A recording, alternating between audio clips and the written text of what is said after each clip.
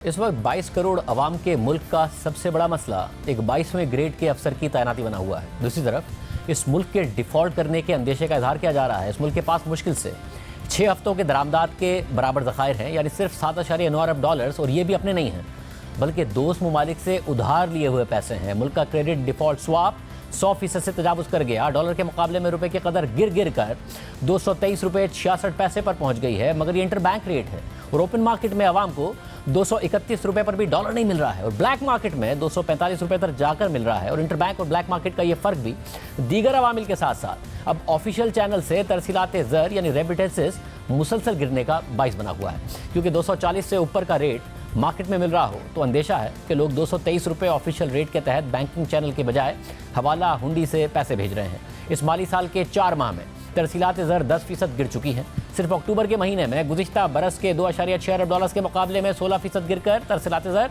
2.2 अरब dollars हो गई। अक्टूबर में बरामदात 4% गिरी। करंट अकाउंट खसारा कम करने के लिए दरामदात पर पाबंदियों और एलसी खोलने में मुश्किलात की वजह से दरामदात भी 23% गिरी। उससे करंट अकाउंट खसारा तो अक्टूबर में 66% और 4 माह में 47% गिर गया, मगर मुआशी सरगर्मियाँ बुरी तरह मुतासिर हो चुकी हैं।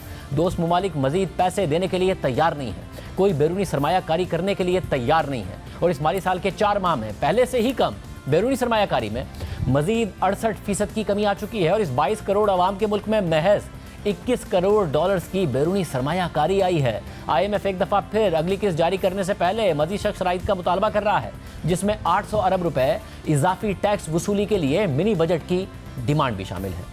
यूक्रेन जंग के बाद रूस पर पाबंदियों की वजह से बैनुल-अक़वामी मार्केट में LNG की कीमतें आसमान को छू रही हैं और अमीर ममालिक के स्पॉट मार्केट से LNG खरीदने की वजह से पाकिस्तान को सिर्फ वही LNG दस्तियाब है जो तवील मुद्दती मुआहदों से आ रही है। लोकल तेल और गैस की दरियाफ्त के लिए सरमायाकारी हमने की नहीं है और हमारे पहले से दरियाफ्त शुदा ज़खायर तेज़ी से कम हो रहे हैं और नवंबर के महीने में ही आवाम को घरों में गैस नहीं मिल रही है। इंडस्ट्री अलग शोर मचा रही है। गर्दिशी कर्जे 2,500 अरब रुपए पर पहुंच चुके हैं। PSO, सुई नॉर्थ और सुई साउथ के पास पैसे नहीं हैं।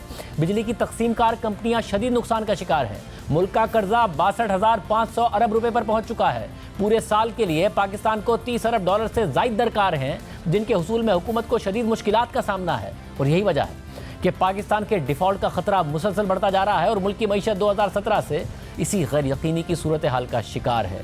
अब से 5 साल पहले 300 अरब डॉलर्स के हजम को क्रॉस करने वाली मईशत मुसलसल इसी के आसपास हिचकोले खा रही है। बार बार की मुदाखलत और सियासी अदम इस्तेहकाम ने 2017 के बाद मुल्क की मईशत को शदीद नुकसान पहुँचाया है, मगर इस मुल्क का सबसे बड़ा मसला ये नहीं है बल्कि एक 22वें ग्रेड के बराबर अफसर चीफ ऑफ आर्मी स्टाफ की तैनाती है। और इस मुल्क में 22वें ग्रेड के तकरीबन 90 अफसर होते हैं जो बतौर सेक्रेटरीज मुल्क के तालीम, सेहत, खारजा पॉलिसी, मईशत और मुल्क के मुस्तकबिल के बड़े बड़े फैसलों के जिम्मेदार होते हैं। IG पुलिस होते हैं जो पूरे सूबे के अवाम की सिक्योरिटी के जिम्मेदार होते हैं, मगर किसी भी अफसर की तैनाती ना तो सियासी क़यादत के लिए इतनी अहम होती है और ना ही मुल्क में इतना शोर मचता है। इनमें से किसी भी 22वें ग्रेड के अफसर के लिए धरने नहीं होते हैं। किसी और के लिए इमरान खान नहीं कहते कि करप्ट हुक्मरान कैसे ही अफसर लगा सकते हैं। नवाज शरीफ किसी और अफसर के लिए नहीं कहते कि मुझे क्यों निकाला। इमरान खान किसी और अफसर के लिए नहीं कहते कि मुझे क्यों नहीं बचाया। मुल्क के इतने शदीद बुरे हालात में भी मुल्क का वज़ीर आज़म किसी और अफसर की तैनाती पर मुशावरत करने के लिए लंदन नहीं जाता और मुल्क का साबिक वज़ीर आज़म सड़कों पर नहीं आता। और जाहिर है कि मुल्क के आर्मी चीफ की तैनाती बाकी ममालिक में भी दीगर अफसरों से अहम होती है, मगर कौमी सलामती के हवाले से अहम होती है, मुल्क की सरहदों की हिफाजत के लिए अहम होती है, मौजूदा दहशतगर्दी की सूरत हाल के हवाले से अहम होती है, सियासी हवाले से अहम नहीं होती है। और जहां मुल्क की सियासी क़यादत पर सवाल उठता है कि वो क्यों मुल्क के इतने संगीन मसाइल से ज़्यादा एक तैनाती को लेकर परेशान हैं, क्यों जमहूरी लीडर्स आवाम के बजाय आर्मी चीफ से अपना सियासी मुस्तकबिल वाबस्ता कर रहे हैं, क्यों कई सालों से मुल्क की सियासत एक दूसरे को इलेक्शन में हराने से ज़्यादा अपनी मर्जी का आर्मी चीफ और DGI लगाने पर गुजर रही है, क्यों इस साल नवंबर की तैनाती से 1 साल पहले गुज़िश्ता साल नवंबर में इन्हीं तैनातियों के हवाले से साबिक वज़ीर आज़म इमरान खान के फौज से इख्तिलाफ़ात हो गए थे, क्यों PDM अपोजिशन में समझती थी कि इस साल नवंबर में इमरान खान अपनी मर्जी का आर्मी चीफ लगाकर अपोजिशन को कुचल देंगे, अगला इलेक्शन जीत जाएंगे, और क्यों इमरान खान कह रहे हैं कि नवाज शरीफ अपना आर्मी चीफ लगाकर मुझे नाअहल करा देंगे, क्यों इमरान खान खुद मान रहे हैं कि उन्होंने अपनी हुकूमत बचाने के लिए army chief general Qamar Javed Bajwa को तौसी की पेशकश की थी। एक जमहूरी अमल में तहरीक अदम एतमाद से बचने के लिए मुल्क के वज़ीर आज़म ने आर्मी चीफ को रिश्वत के तौर पर तौसी की पेशकश की थी। क्यों इमरान खान कहते रहे हैं कि नैब तो फ़ौज के कंट्रोल में थी और उनके साथ खड़े होने वाले सहाफ़ी कहते हैं कि उन्होंने जो सहाफ़त की वो फ़ौज के कहने पर की। क्योंकि उन्हें भी करप्शन का फौज नहीं बताया था।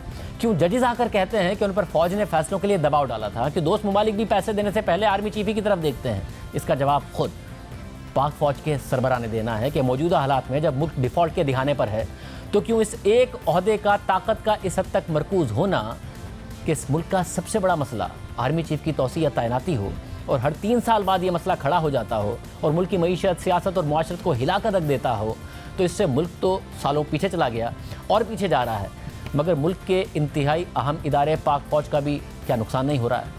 आज भी समरी आने ना आने, 26 नवंबर को लॉन्ग मार्च के पिंडी पहुंचने और फिर सदर की तरफ से मुमकिन तौर पर वजीर आजम का फैसला फौरी तौर पर मंजूर ना करने पर बहस हो रही है और सियासी जमातें मुल्क के गंभीर मसाइल पर सर जोड़कर नहीं बैठ रही हैं बल्कि एक आर्मी चीफ की तैनाती पर दस्तों गिरेबां हैं। तो इस 22 करोड़ के मुल्क में एक सरकारी ओहदे में इतनी ताकत होने का मुल्क को फ़ायदा हो रहा है या नुकसान हो रहा है? क्या पाक फौज को फ़ायदा हो रहा है या नुकसान हो रहा है?